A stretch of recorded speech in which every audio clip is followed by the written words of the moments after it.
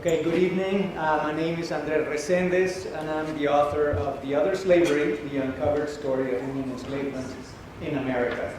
And I have a fragment from the introduction, rather than the conclusion.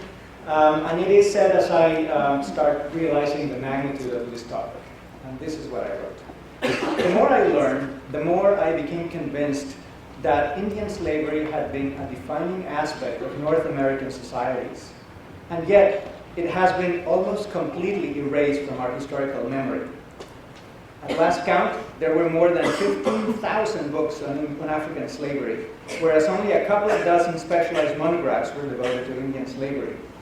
To be sure, some scholars have broached the topic of labor coercion in considerable detail, but such work is often subdivided on their various rubrics.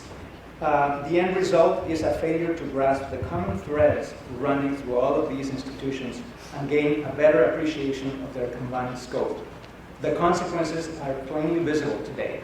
Whenever the conversation turns to slavery, people typically imagine black slaves. Hardly ever does anyone think of Indians. It is as if each group fits into a neat historical package. Africans were enslaved, and Indians either died off or were dispossessed and confined to reservations. Such an oversimplification is troublesome, because Indian slavery actually explains a great deal about the shared history of Mexico and the United States, and casts new light on even familiar events.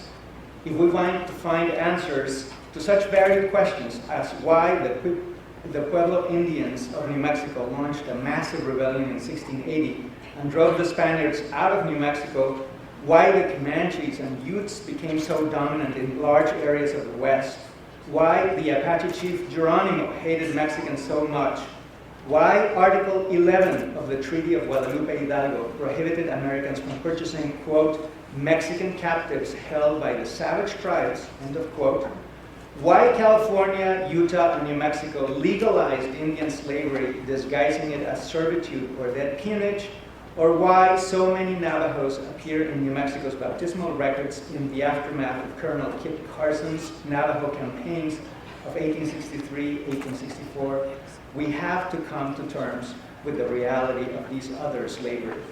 Anyone who reads about the history of northern Mexico or the American Southwest will invariably run into indigenous rebellions prompted by exploitation, raids on Indian communities, and labor coercion.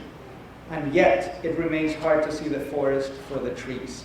Lacking a sense of the overarching system of enslavement, it is impossible to put such scattered and localized practices in their proper places, just as it would be extremely difficult to make sense of the kidnappings or intertribal warfare of West Africa without reference to the transatlantic slave trade.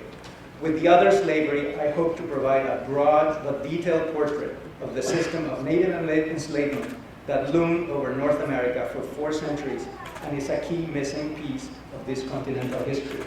Thank you.